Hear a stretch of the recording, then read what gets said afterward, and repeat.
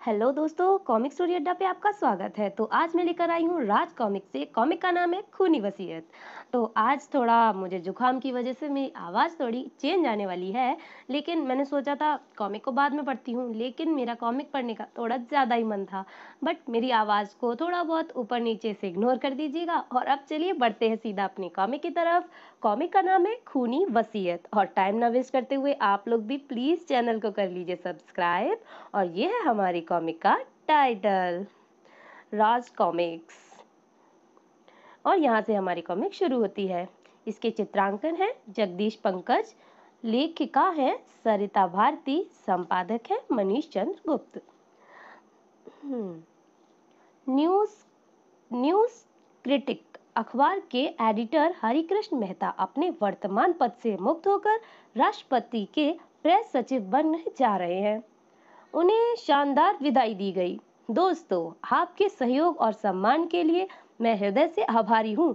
मैंने जितने वर्षों तक इस पद पर सर्विस की, मुझे आप सबका सहयोग मिला। और ठीक उसी समय लखनऊ यूनिवर्सिटी के कन्वेंशन हॉल में मैं कुमारी मंजरी मेहता को एमए की परीक्षा में राजनीति और पत्रकारिता विषय पर प्रस्तुत शोध पत्र के लिए चेलापति राव स्वर्ण पदक प्रदान करता हूँ। Thank you sir.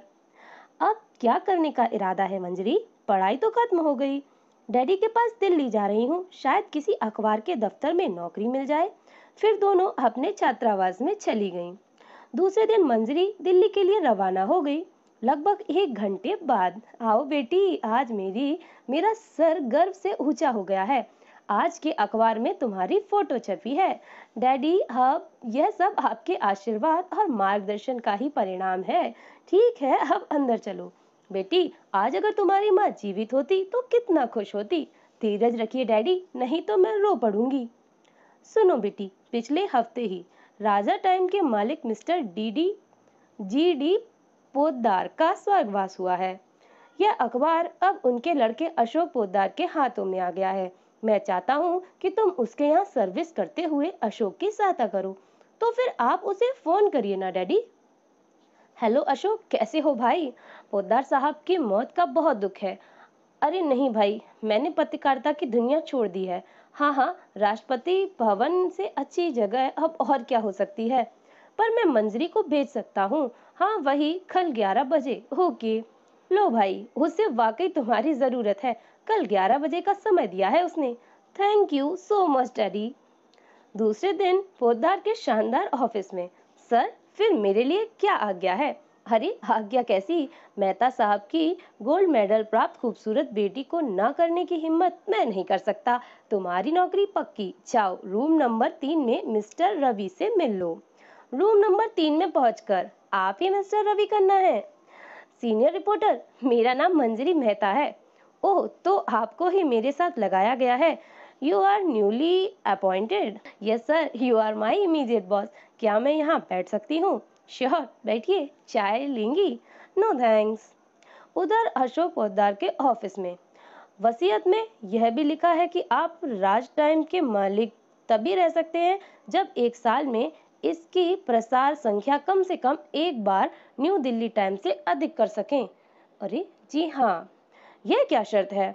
यह तो बहुत ही बेतुकी शर्त है। असंभव। मिस्टर भाटी, अशोक के लिए कुछ भी असंभव नहीं है। यदि आप इसी प्रसार संख्या नहीं बढ़ा सकते तो सर्कुलेशन मैनेजर के पद से मुक्त हो जाइए। सर, मिस्टर अशोक, यदि आपने इस शर्त को पूरा नहीं किया तो आपके स्वर्गवासी पिता की इच्छा अनुसार यह अखबार आपको न्यू दिल्ली टाइम के मालिक श्री HR गांधी को बेच देना होगा। मैंने वसीयत में लिखी तमाम बातों से आपको अवगत करा दिया है। अब मैं चलता हूँ। शाम को घर पर मैं इसमें इतना परेशान होने की क्या बात है? अखबार ना सही, सारी जायदाद तो उन्होंने तुम्हें ही दी है। बको मत, अखबार के बिना मैं एक पल नहीं रह सकता। वह बुड्ढा जीते जी तो मुझे तंग करता था, मर कर भी मुझे चैन से नहीं रहने दे रहा है। दूसरे दिन ऑफिस में। सर, न्यू दिल्ली टाइम की प्रसार संख्या इस समय 526-525 है, जबकि राजा टाइम की केवल 310-240 है। इसका मतलब है हमें राजा टाइम के लगभग 2.25 लाख पाठक और तैयार करने होंगे। ठीक है समाचार संपादक श्रीकांत शर्मा को बुलाओ। Yes sir.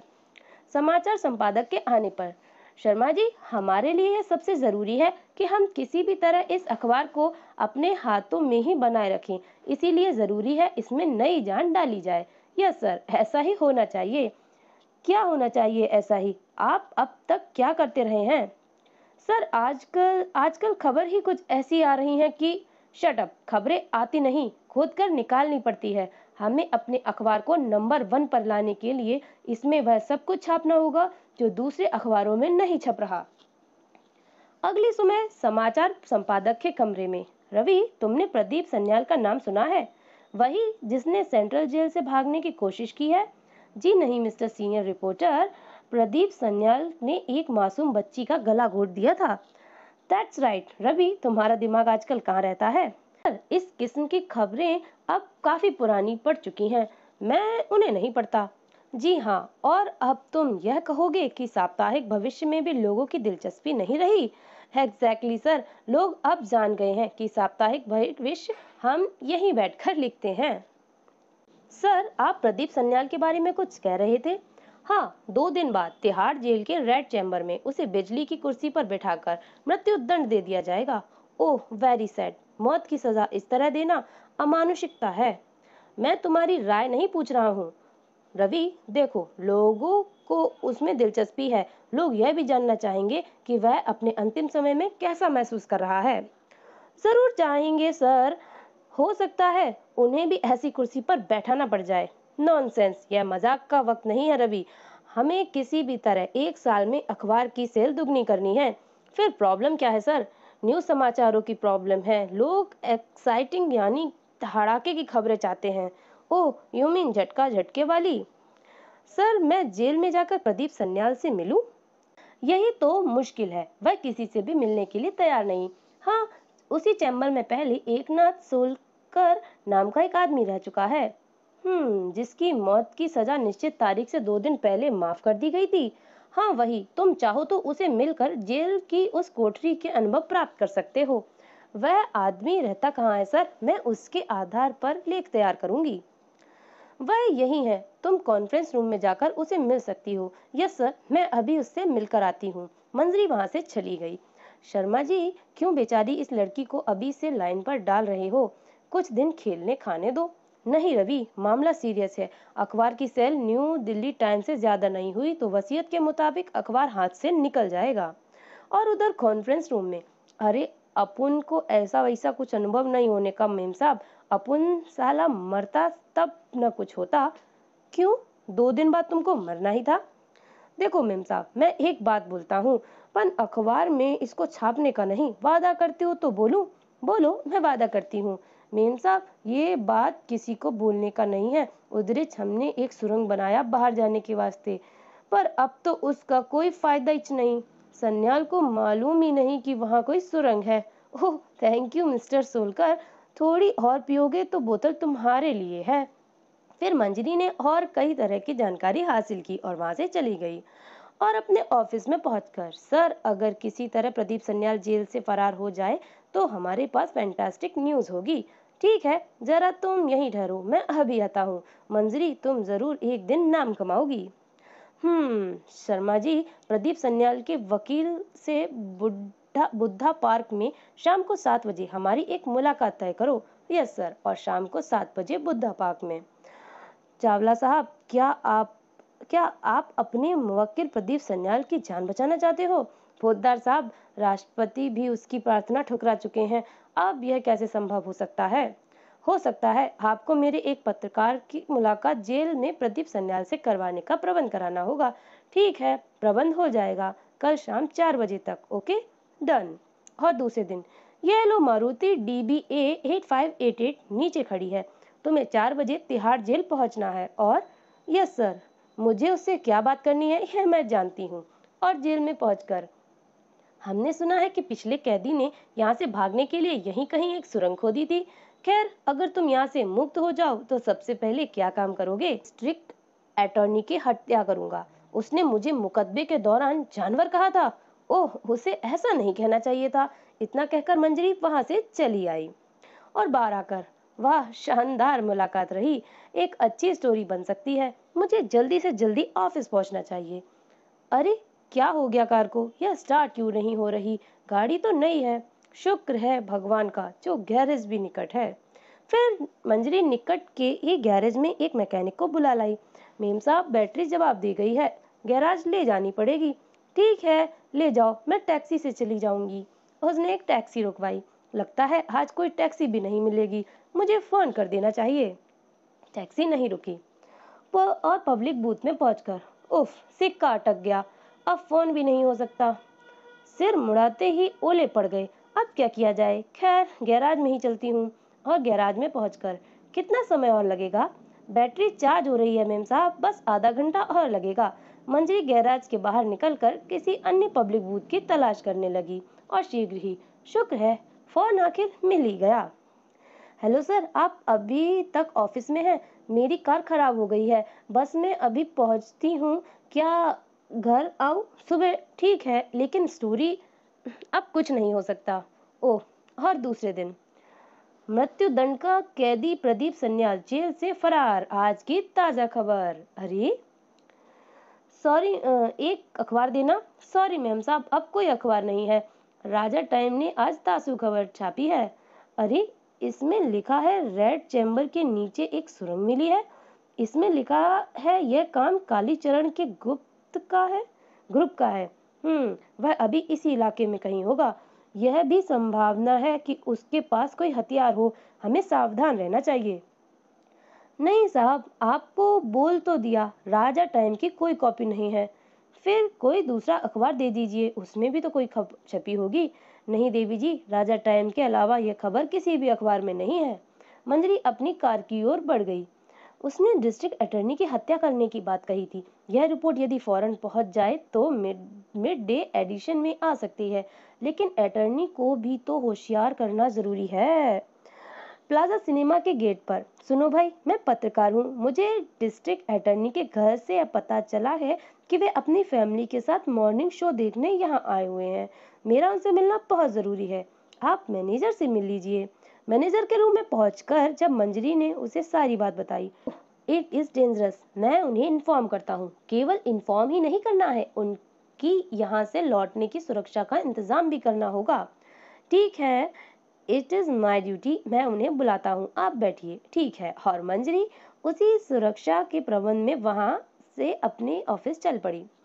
अपने ऑफिस में पहुंचने पर शर्मा जी, प्रदीप सन्याल का पहला शिकार डिस्ट्रिक्ट अटॉर्नी होगा। यह खबर मिड डे एडिशन में आनी चाहिए। अब इस रिपोर्ट का क्या फायदा? प्रदीप सन्याल पुलिस की गोली का शिकार हो चुका है। खैर, आप अशोक साहब से मिल लीजिए। अशोक पोद्दार के रूम में। मिस मंजरी मेहता, तुम एक काबिल पत्रकार की बेटी हो। इस क्षेत्र में तुम्हें काफी कड़ी मेहनत करनी होगी। जी, मैं जानती हूँ। और तभी सर, चमत्कार हो गया। कल न्यू दिल्ली टाइम की केवल 5 लाख प्रतियां बिकी और राज टाइम की 6.5 lakh. Don't be so excited. मुझे मालूम है इससे ज्यादा छापने की अभी हमारी क्षमता नहीं है। रवि और मंजरी के जाने के बाद आप लोग मेरी बात ध्यान से सुनिए। प्रदीप सन्याल के भागने और उसकी हत्या ने जो कमाल किया है वह सब तुम लोगों के सामने है। बहरहाल जो कुछ भी हुआ उसे हमने ही संभव किया था। क्यों? यस सर, क्योंकि वह खबर विशेष रूप से हमारे लिए ही बनी थी। करेक्ट। इसीलिए आगे से जब कोई विस्फोटक खबर ना हो तो उसे तैयार करो। बात समझ में आई? यस सर, क्योंकि जब घटना घट रही होगी उसकी जानकारी हमारे अलावा किसी और को नहीं होगी। That's right. लेकिन सर, यह सब जब तक मैं इस कुर्सी पर हूँ तुम्हें फिक्र करने की जरूरत नहीं। हम किसी आतंकवादी गिरोह को भाड़े पर ले सकते हैं। Fantastic idea. तो फिर आप एकनाथ सोलकर से क्यों नहीं मिलते? ठीक है शर्मा जी, आप उससे जाकर कहिए कि वह हमसे आज मिले। और तभी, हेलो, अशोक पोद्दार हेयर। ओह वकील साहब, कहिए क्या खबर है? ठीक है, वह आप देख लीजिए। वसीयत के मुताबिक मैंने अपने अखबार की प्रसार संख्या न्यू दिल्ली टाइम से ज्यादा कर दिखाई है। ओके, बाकी बातें आपसे बाद में होंगी। अभी अशोक ने रिसीवर रखा ही था कि एकनाथ सोलकर वहां आ गया। आइए आइए मिस्टर सोलकर, बैठिए। जी शुक्रिया। हाँ तो मिस्टर सोलकर, आज से तुम मेरे लिए काम करोगी। तुम किसी आतंकवादी गिरोह को जानते हो? सेठ अब उन ब्लैक पैंथर गिरोह के कुछ लोगों को पहचानता है। यह गिरोह दिल्ली के अंडर वर्ल्ड में सबसे ज्यादा जास्ती ताकतवर माना जाता है। नई दिल्ली के एक 5 स्टार होटल के एक शानदार स्वीट में, इसमें 20 लाख रुपए हैं। इतने ही काम की एक झलक देखने के बाद और मिल जाएंगे। यह मीटिंग उतनी ही गुप्त रहेगी जैसे कभी हुई ही नहीं। हमारे राष्ट्रपति जी के निमंत्रण पर नेपाल नरेश ताजमहल देखने आ रहे हैं और वे परसों दोपहर के 2 बजे पालम एयरपोर्ट पर उतरेंगे। ओके, आओ सोलकर। ब्लैक पैंथर काम के पैसे लेता है। मुझे सौदा मंजूर है। परसों रात 10 बजे मेरा आदमी विकी यहाँ होगा, बाकी पैसे साथ लेकर आना। उधर राजा टाइम के ऑफिस में समाचार संपादक शर्मा ने रवि और मंजरी को बुलाया। रवि, तुम्हें आज ही आगरा जाना है, साथ ही मंजरी भी होगी। खैरियत तो है? मैं अभी पागल नहीं हुआ हूँ अलबत्ता। स्टूपिड। फिर क्या ताजमहल में हनीमून मनाने जाना है? रवि, मैं तुम्हारा सर तोड़ दूंगी। अरे तुम लोग मेरी भी सुनोगे या यूं ही कुत्तों बिल्लू की तरह लड़ते रहोगे? सॉरी सर, कहिए। ताजमहल चांदनी रात में बहुत खूबसूरत दिखाई देता है।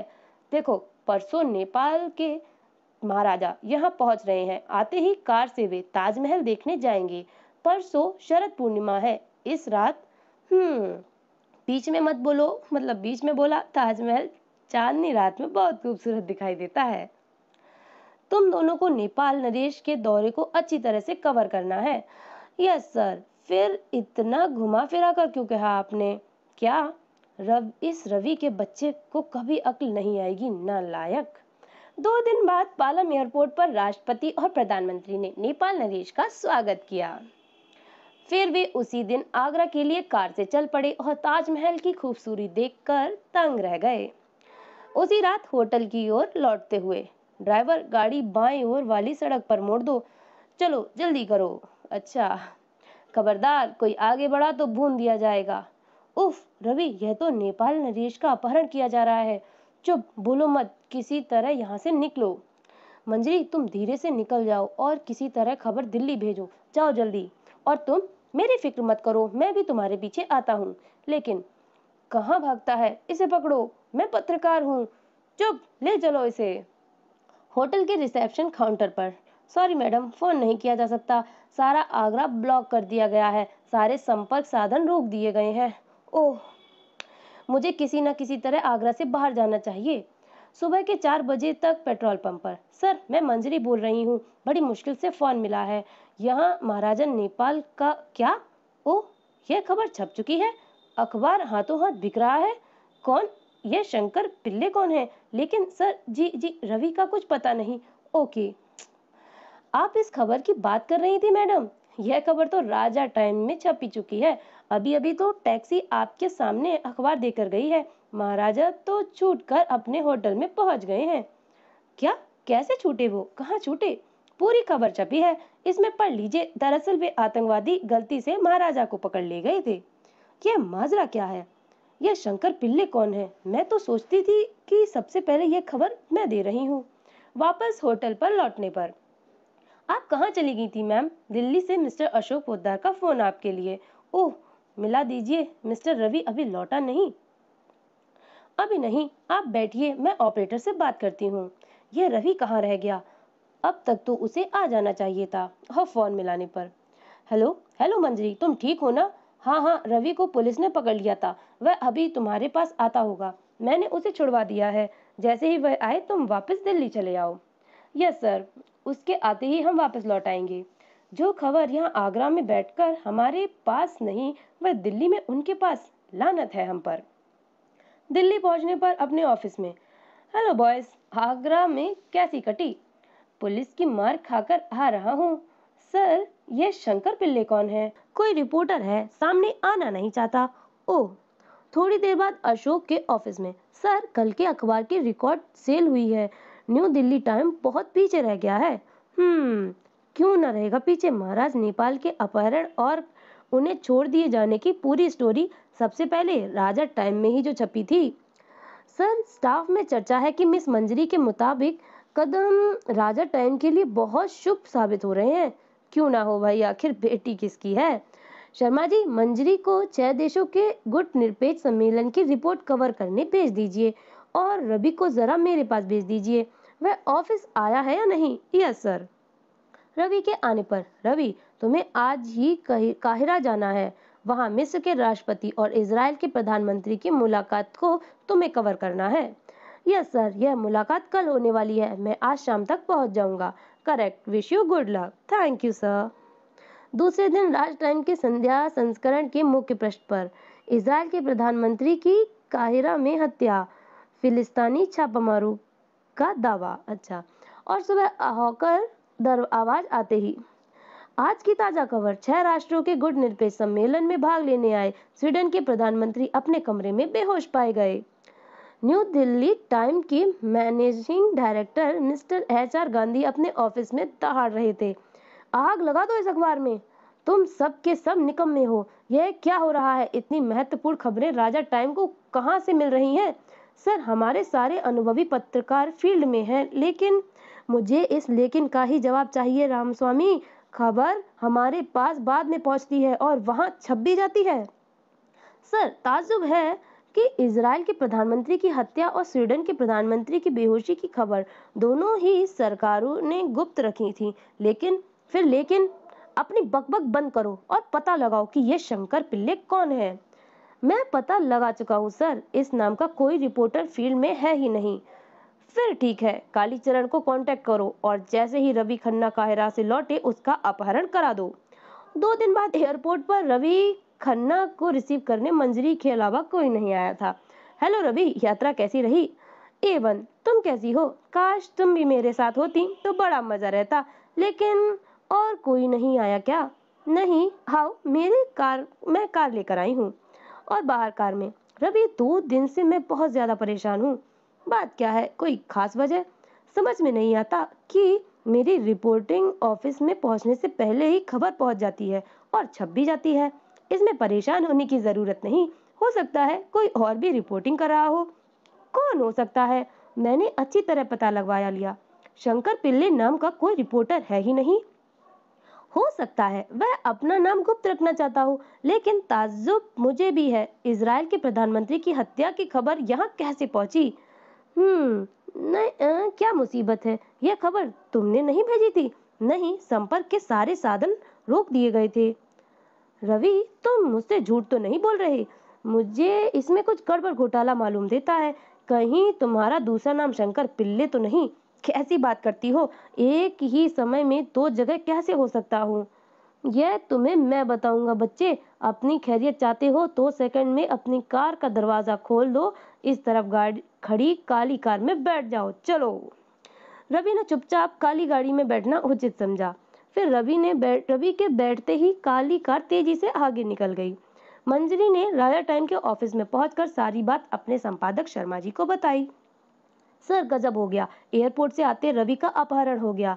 क्या? यह किस चंडू खाने की खबर लाई हो तुम? मैं झूठ नहीं बोल रही सर, वे उसे एक काली एम्बेसडर में बैठाकर ले गए हैं। चलो बॉस के पास चलते हैं। अशोक पोद्दार के ऑफिस में पहुंचकर, सर, मंजरी खबर लाई है कि रवि का अभी अभी अपहरण हो गया है। क्या? किसने किया अपहरण? कहाँ से किया? सर, वह मेरे साथ मारुति में था। अचानक धौला कुआं के चौराहे पर एक काली कार। ठीक है, तुम जाओ। लेकिन अभी मंजरी दरवाजे बाहर निकली ही थी। अरे रवि, तुम्हें तो बदमाश उठा लेकर गए थे ना, अब छोड़ दिया उन्होंने, मेरे पास उन्हें कुछ नहीं मिला। ओह, मैं अभी पोद्दार साहब से पहले तुम मिल आओ उनसे। रवि, मैं तो पुलिस को फोन कर रहा था। कौन थे ये लोग? थे नहीं, था Kalicharan. Kalicharan? Student liberation front का सरगना? Yes sir. वह चाहता क्या था तुमसे? वह धमकी दे रहा था कि भविष्य में मैं शंकर पिल्ले के नाम से लिखी अपनी रिपोर्ट में किसी दूसरे आतंकवादी गिरोह के कारनामों को उसके गिरोह का काम न बताऊं, वरना वह मुझे जान से मार देगा। तुमने क्या कहा? यही कि मैं शंकर पिल्ले के नाम से राजा टाइम नहीं लिख रहा हूँ। उसे यकीन नहीं आया, पर उसने मुझे वार्निंग देकर छोड़ दिया। लेकिन दरवाजे के बाहर खड़ी मंजरी अंदर होने वाली वार्तालाप सुनने की कोशिश कर रही थी। लगता है भीतर कोई खतरनाक खिचड़ी पक रही है। तभी, अरे मिस मंजरी मेहता, आप यहाँ क्या कर रही हो? शाम कुछ नहीं सर, मैं भीतर जाने की सोच रही थी, पर साहब बिजी हैं, मैं फिर मिल लूंगी। शाम को रवि से पता करूंगी कि क्या चक्कर है। और ऑफिस के अंदर, तुमने अपनी आंखों से मंजरी को दरवाजे के पास देखा था? जी हाँ, वह आपसे मिलने का बहाना बना रही थी। यह लड़की कहीं हमारे लिए मुसीबत खड़ी न कर दे, इसे रास्ते से हटा दो। दिल्ली के एक 5 स्टार होटल के स्वीट में। मैं तुम्हारे काम से बहुत खुश हूँ पेंटर। ये लो, इसमें पूरे 50 लाख रुपए हैं। जैसे भी हो यह काम होना चाहिए। सॉरी, मैं यह काम नहीं कर सकता। इस काम के लिए मेरे पास आदमी नहीं है और ना ही हवाई जहाज। तो फिर कौन कर सकता है? फिर सिर्फ कालीचरण ही यह काम कर सकता है, पर वह करेगा नहीं। वजह? मैं इससे भी ज्यादा रकम दे सकता हूँ। वह पैसे के लिए काम नहीं करता। वे राजनीतिक लोग हैं, उनके कुछ सिद्धांत हैं। फिर ठीक है, यह पैसे उठाओ और कालीचरण को उठवा लो। कालीचरण के पास पाने के लिए उसके गिरोह के लोग काम करेंगे वापस पाने के लिए।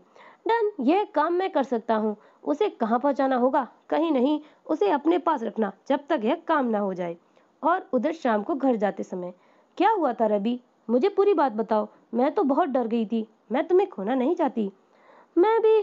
तुम अपना ख्याल रखना मंजरी। न्यू दिल्ली टाइम के खरीदे हुए हत्यारे तुम्हारी भी हत्या कर सकते हैं। क्या क्या कह रहे हो तुम? वे मेरी हत्या क्यों करना चाहेंगे? इसीलिए कि जिस दिन से तुम राजा टाइम ज्वाइन किया है उस दिन से अखबार की सेल न्यू दिल्ली टाइम से ज्यादा हो गई है। उनका बहुत नुकसान हो रहा है। ओह, घबराने की जरूरत नहीं। मेरे रहते तुम्हारा कुछ नहीं बिगड़ सकता। फिर भी खैर, मैं कल राष्ट्रपति के साथ मद्रास जा रहा हूँ। 2 दिन बाद लौटूंगा। पति का यह दौरा तुम कवर कर रहे हो, उनके साथ मेरे पिताजी भी जा रहे हैं। फिर दोनों कार में बैठकर चल दिए। लेकिन अभी मंजरी रवि उनके घर छोड़कर कुछ ही दूर पहुंचे थे कि अरे, यह तो वही व्यक्ति है जिसने रवि का अपहरण किया था। लेकिन अभी इसका पीछा करना चाहिए। बदमाशों ने कालीचरण को कार में डाला और चल दिए। ज्यादा होशियारी दिखाने की कोशिश की तो भेजा उड़ा दूंगा, वरना चुपचाप चलते रहो। कौन हो तुम लोग? मुझसे क्या चाहते हो? चुप, जब वक्त आएगा तब काम भी बता दिया जाएगा।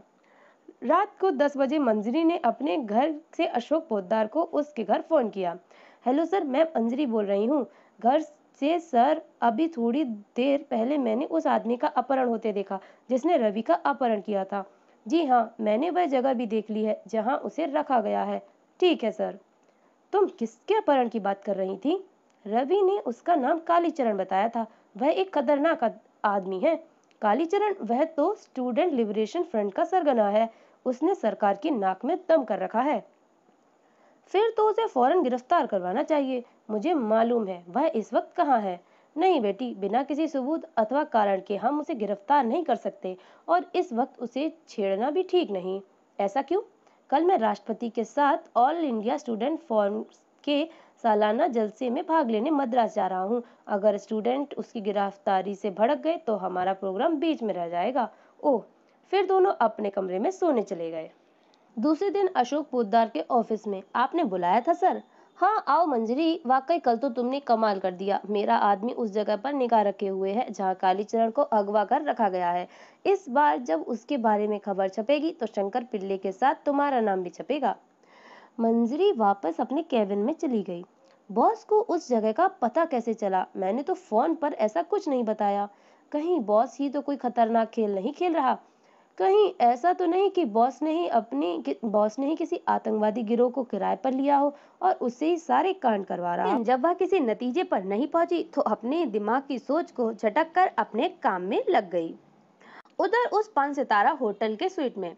मैंने पहले ही बोल दिया था कि कालीचरण आपका काम नहीं करेगा। आपको सेकंड मैन अर्जुन से बात करनी होगी। जगह बताओ। मेरी जगह है सोलकर, उससे बात करेगा। वह गुरु तेग बहादुर नगर के क्वार्टर नंबर 3021D में मिलेगा। सोलकर, पता याद हो गया? यस बॉस, मैं अभी जाता हूँ।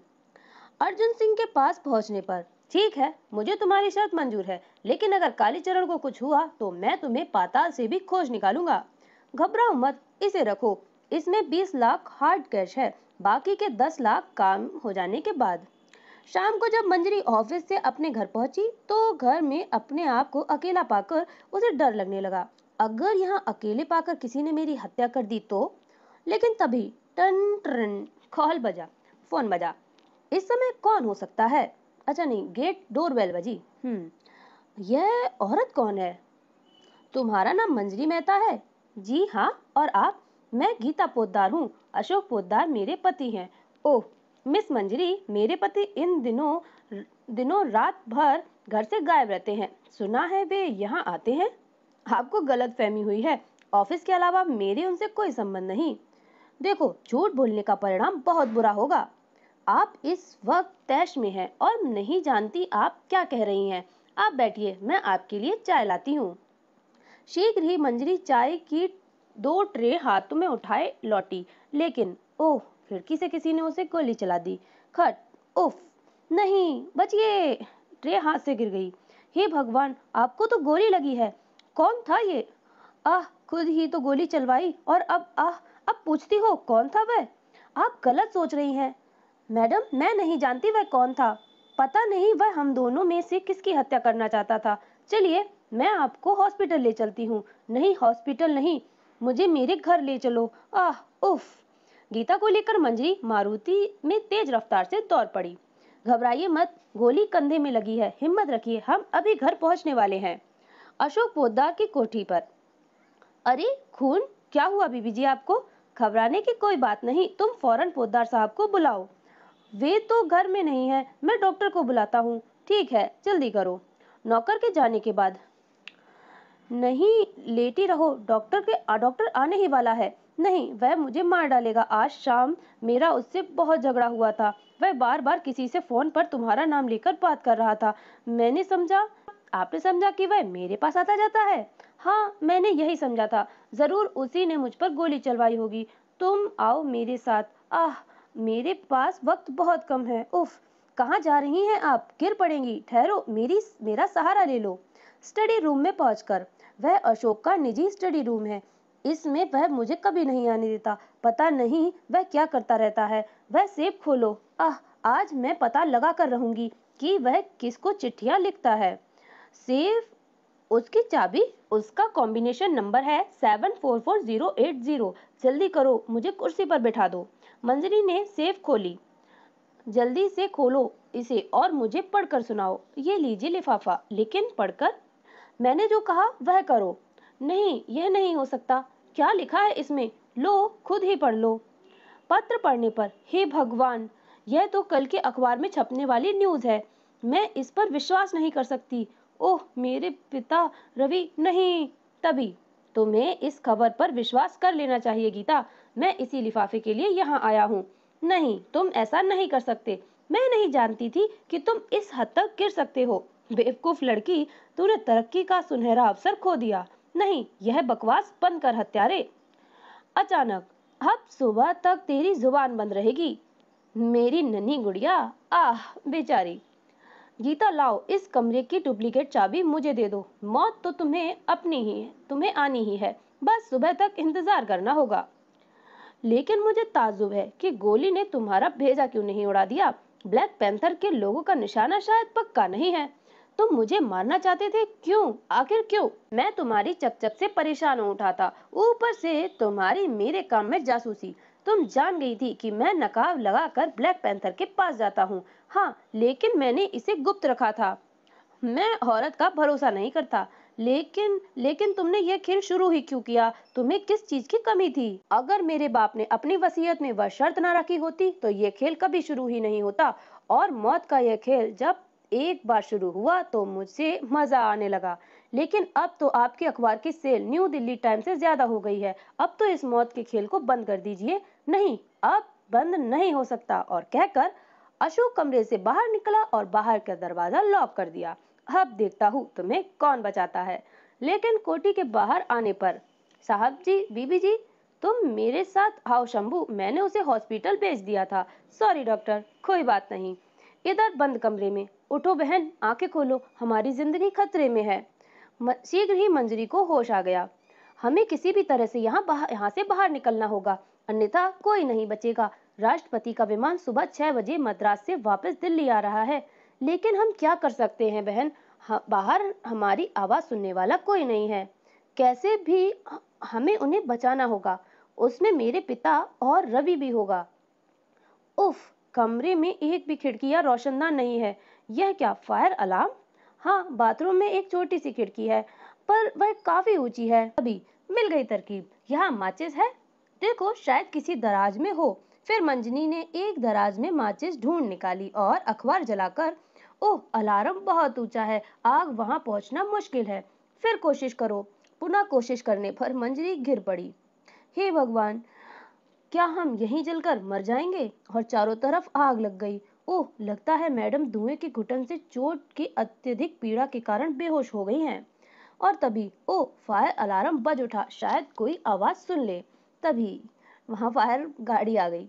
कोठी के भीतर, दरवाजा तोड़ डालो, बचाओ, हम लोग बाथरूम में हैं, उधर कोई है बाथरूम में, दरवाजे पर पानी फेंको। तभी पुलिस भी आ गई। पीछे हटो, भीड़ मत लगाओ। सर, राजा टाइम की रिपोर्टर मिस मंजरी मेहता उस घायल औरत को लेकर इसी कोठी के अंदर गई थी। मिस्टर अशोक पोद्दार तो बाहर निकल गए, पर वे अभी तक भीतर ही हैं। मैं तभी से यही हूँ।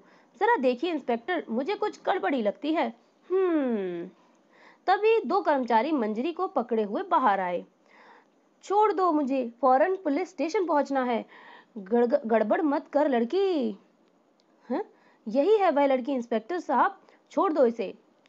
इंस्पेक्टर साहब, राष्ट्रपति जी का जीवन खतरे में है। इंस्पेक्टर, लगता है इसे सदमा पहुंचा है। मैं देख लूं, तुम उस घायल औरत को फौरन अस्पताल पहुंचाओ। घबराओ मत, और जो भी हुआ साफ साफ बताओ। देखो, मैं न्यू दिल्ली टाइम का समाचार संपादक हूँ। ओह, हमने एक बदमाश को रिवॉल्वर लिए तुम्हारे घर के पास घूमते देखा था। ये ठीक कहते हैं, इन्होंने ही मुझे खबर दी थी। तुम राष्ट्रपति जी के बारे में कुछ कह रही थी। इंस्पेक्टर साहब, इनसे कहिए ये बाहर जाकर बैठे, मुझे आपसे कुछ जरूरी बात करनी है।